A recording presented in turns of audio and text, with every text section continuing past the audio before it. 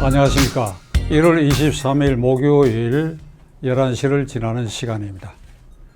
오늘은 임종석 전 대통령 비서실장의 최근 행보에 대해서 여러분과 함께 생각해 보는 시간을 갖도록 하겠습니다. 작년에 그는 2년 동안의 비서실장 자리에 물러서고 난 다음에 다음 총선거에서 서울 종로구에 입후보하기 위한 준비를 한다고 알려졌습니다.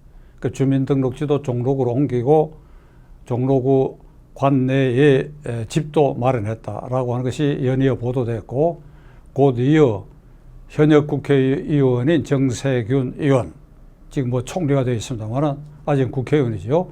정세균 의원을 찾아가서 제가 이번에 종로로 주민등록을 옮겼습니다. 그래서 여기 입후보할 의사를 사실상 통고하여서 누구의 눈에도 그는 권력 실세의 한 사람으로 종로구에 입후보하는 것은 무리한 일이 아니고 정세균 의원도 비켜줄 수밖에 없을 것이다. 모두 이렇게 짐작하고 있었습니다. 그런데 난데없이 2달 전에 나는 정계를 은퇴하겠다. 은퇴라는 말을 쓰지 않았지만은 사실상 정계 은퇴 선언을 했습니다. 나는 이제 모든 걸 내려놔놓고 남북 평화 통일 사업에 매진하겠다. 이렇게 선언했습니다. 제야로 돌아간다 하는 취지의 말로. 그때 많은 이들과 언론은 예사롭지 않다. 무슨 일이 있는가? 갑자기 왜 종로 출마를 포기했는가? 그 소문으로 떠돌아다니는, 대한민국은 소문으로 떠돌아다니는 것이 현실적으로 맞는 경우가 많습니다. 그 무렵에 SNS에 그 가족, 딸과 관계되는 무슨 유학 문제도 있고 여러 가지 설왕설래한 이야기가 있었는데 그것이 2달 전 일입니다. 그런데 1월 20일경에 그가 난데없이 민주당의 총선거 홍보 전략으로 공중파 방송을 통해서 민주당의 총선 공약 1호를 발표한다는 것이 보도가 됐습니다. 모두 이게 웬일이냐? 정계 은퇴 선언을 한 지 2달밖에 되지 않았는데 왜 이런 일이 있느냐?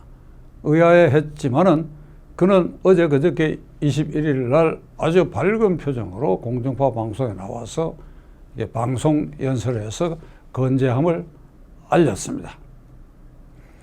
그가 2개월 전에 이 정계 은퇴 선언을 할 무렵에는 울산시장 부정선거 게이트가 이미 수사가 확대되고 있고 그 무렵에 이 청와대가 조직적으로 부정선거에 개입한 그 꼭지점에 비서실장이 있다. 특히 비서실장은 출마 의사가 전혀 없었던 송철호 씨를 면담하고 대통령의 뜻을 전하고 그리고 그 이후에 1년의 부정선거 지시를 위한 울산경찰청에 자료를 내려보냈다라든지 또는 거기에 최고위원으로 있던 임동호 씨를 불출마하게 하는데 정무수석 등과 함께 거기에 관여했다라고 하는 이런 의혹이 알려지게 되었습니다.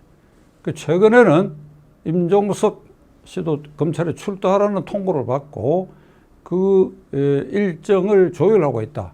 그런데 개인 사정으로 출두를 미루고 있다. 그러니까 검찰은 계속해서 출두하라.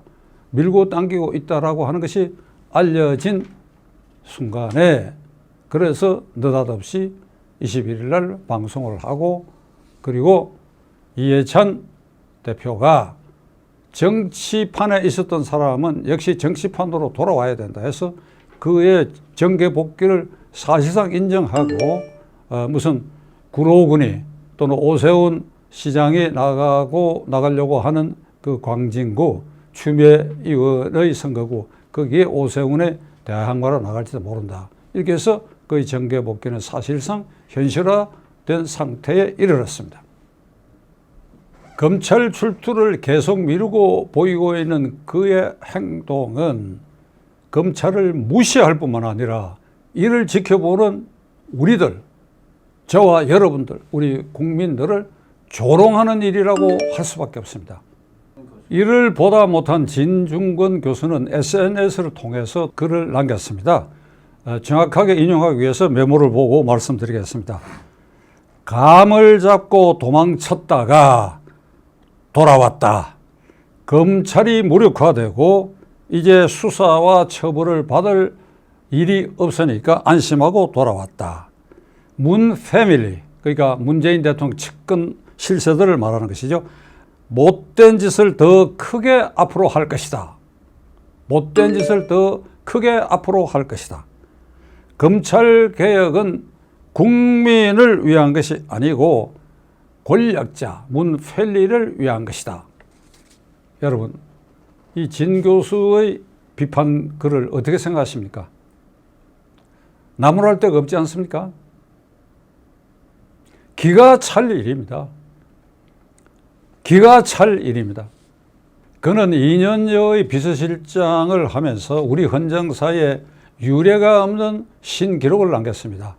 그는 비서실장 자리를 1인 지하 만인 지상 왕조 시대의 영의정 자리로 오해를 했는지 주요한 사안에 계속 자신의 이름을 내걸고 등장하기 시작했습니다.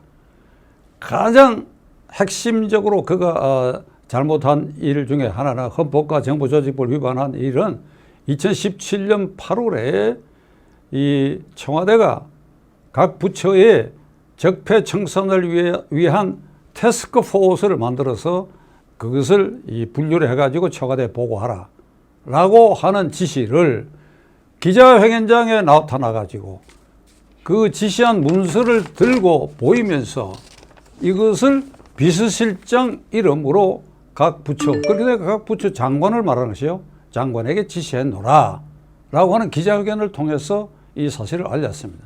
그때 저는 속으로 기겁을 했습니다. 비서실장이 장관들에게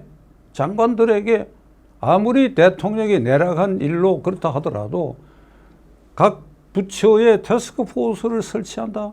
이건 대통령이 국무총리를 통하거나 그렇게 대통령이 명령해야 되고 그 대통령이 그런 걸 명령했다는 사실을 대변인을 통해서 발표를 해야 할 일이지 비서실장이 자기 이름으로 지시 명령하고 자기 입으로 이렇게 했다고 하는 것을 알리는 이건 정말로 헌법과 정부조직법을 위반하는 행태를 보이는 것이다.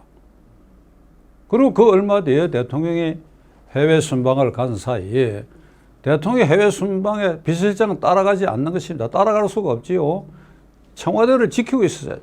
비상사태가 생기면 대통령이 언제든지 핫라인으로 연락을 해야 되고 또 대통령이 급한 지시가 있으면 이 지시를 받들어서 움직여야 되기 때문에 그 지키고 앉아 있어야 되는데 순방 기간 어느 날 화살머리 고지에 유해 발굴하고 있는 국군 어떤 전방 부대를 방문하는데 혼자 간 것이 아니라 국가정보원장 그리고 안보실장 그리고 통일부 장관 그리고 국방부 장관을 대동하고 간이 군복을 입고 이 전투모를 쓰고 거기에 덧붙여서 아주 선글라스까지 끼고 그리고 무슨 지휘봉인가를 가지고 장성 아마 사단장으로 추정되는 사람이 이렇게 설명하는데 이렇게 손가락질을 보고 이렇게 갖고 휘하에 장관급 4사람을 거느린 이런 모습을 보였습니다.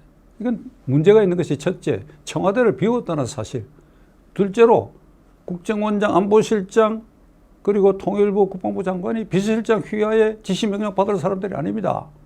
그건 어떻게 대통령 휘하의 사람들입니다. 비서실장이 대통령의 명령이 있다 하더라도 그런 행태를 보여서는 안 되는 것이죠. 아, 이 사람은 정말 기고만장하는구나. 정말 영의정 행세를 하는구나. 그 대통령이 어떻게 이걸 제동도 걸지 못하고 이러는가. 그때 저는 속으로 통탄했습니다. 이 사람은 반드시 앞으로 크게 문제를 일으킬 사람이다. 시청자 여러분, 이제 문재인 대통령 정권 아래서 대한민국 검찰은 무력화되고 윤석열 총장은 총장실에 가두어지는 신세로 되고 말았습니다.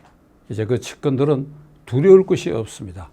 기호지세로 호랑이 등에 올라타서 달리는 이런 맹수의 모습으로 아무런 자괴물 없이 검찰도 뚫고 뭐든지 할 수 있다고 이렇게 분출해서 뛰어나가고 있습니다. 기호지세, 호랑이 등에 탄 기세로 그래 언제까지 그렇게 갈 수 있겠습니까? 달리다가 떨어지는 날이 있을 것입니다. 떨어지면 크게 부상을 입게 될 것입니다.